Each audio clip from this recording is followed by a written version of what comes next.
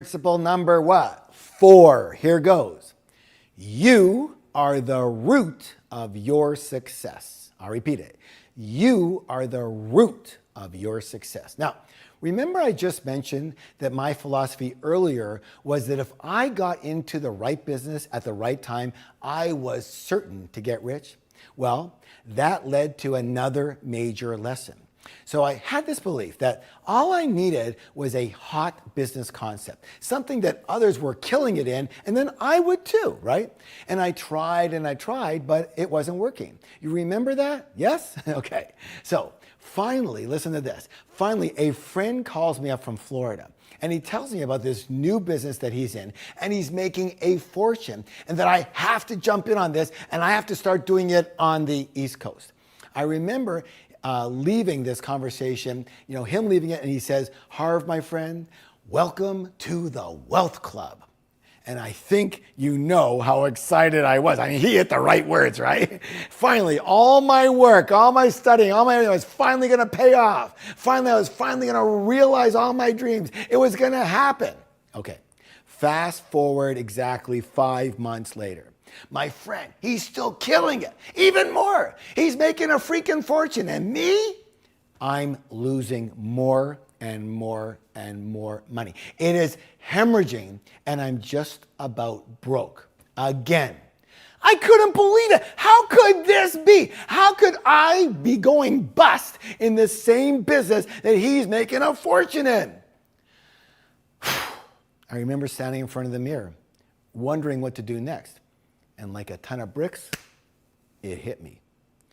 I remember saying to myself, right in the mirror, I went, wow, maybe it's not the business. Maybe it's me. I had to take a deep gulp. I was depressed. I was embarrassed. Could it be true? Could it actually be that I was the problem? So I kind of moseyed around for a few days. And at that point in time, I got a call from a very old friend. And the first thing I said to him was, "I'm not interested in any business opportunity, thank you." He laughed and he said, "I'm not calling you about that. I'm calling to invite you to a course that I've been doing. It's been really, really great for me. I'm learning a lot about myself, and I think you'd enjoy it." "What kind of course?" I asked. And he said, "It's a personal development course." I looked up to the sky and I said, "Harv, you have nothing more to lose. You need something different." And so I went. That was the day my life transformed. It was the first time I really looked in the inner mirror. I examined my thoughts, my beliefs, my character, my habits. And you know what? I have to admit, I did not like what I saw. I saw an angry, frustrated, disappointed, jaded, egotistical young man who thought he knew more than he really knew, as evidenced by his real results in the real world. I saw that my mindset was set for failure instead of success. I saw that my character had huge flaws in it. I saw that my habits were not overly positive and were actually unproductive. And the biggest thing that I saw was that the one and only reason I had not been successful was not because of the businesses that I chose, and not because of the suppliers that I had, and not because of the partners that I got involved in. It was because of me. Me, and me. It was the cause of it all, me. And I finally understood what I now teach to everyone, that your thoughts lead to your feelings, which lead to your actions, which lead to your results. And I had a case of what's called stinking thinking, but I didn't know it. And it infected my entire world. And I vowed that I would change that, and began devoting myself almost full time to working on myself and making the internal changes necessary. And guess what happened? As I grew, my money grew. Let me say that again. As I grew, my money grew. And I realized that your business and money can only grow to the extent that you do. And I realized that you are the root, I repeat, the root cause of your success, your mediocrity, or any failure. I realized that for better or for worse, I created my life just as it is, and there is no one and nothing else to blame for anything. In short, I finally took full responsibility for my results and my life, and instead of making me feel bad, guess what? I felt free because I finally understood that if I create my life, I can change my life. And I did, and so can you. It all starts and it all ends with you. Who you are, your thoughts, your character, your habits. And this is illustrated really well with a story about my own son, Jesse. You know, he was always a smart kid, but he never fully applied himself in school. I mean, I guess where he got that. and he did okay, but he never did great. And I remember that he was in his first year of university. And, you know, of course, first year, I mean, hey, we got away from home. We wanted to have fun. I mean, that's pretty normal. Too much fun, unfortunately. And his marks showed that. He was barely passing. And you know what? I wasn't overly upset about that, but I was concerned about something else, something more important than marks.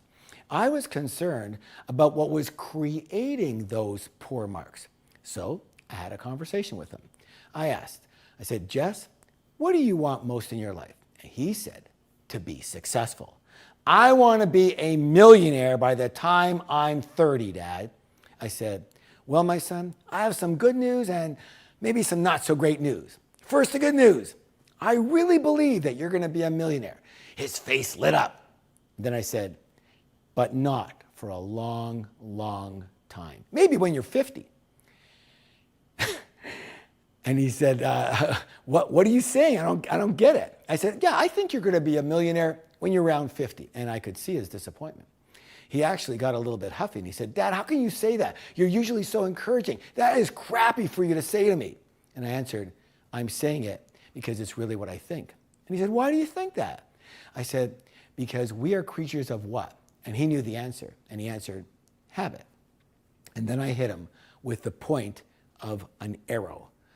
I said, successful people have successful habits.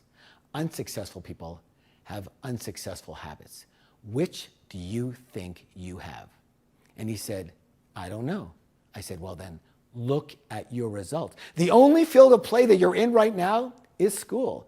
And your only scorecard is your marks. And they are crappy.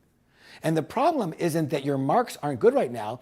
It's that the same habits that you have that are creating these poor marks will become lodged in you subconsciously and become very, very, very hard to break. Jess, right now, you have the same habits unsuccessful people have, and those habits will stay with you forever unless you do something about it right now. Well, one thing about my son, he's an action taker. He's a doer. And he immediately began taking 3 nights a week to go to the library where he was away from all his friends and his dorm and everything and do his homework and study. And by the end of the year, guess what? He had a 4.0 grade average and ended up graduating on the dean's list. And now, in the business world, he is well on his way to become a millionaire on his own, and he's not yet 30. All of this because he changed his mindset, his habits, his character. In short, he worked on and changed himself. Bottom line, for your business to get better, you have to get better. For your money to grow, you have to grow. In short, broke Harv believed it was all about getting into the right business. Rich Harv knows it's all about the right you. You are the root of your success. So let's do this declaration together. Hand on your heart. Let's go. I am the root of my success. Repeat after me. I am the root of my success. Now give yourself a high five and say, I'm amazing. Beautiful. Great job.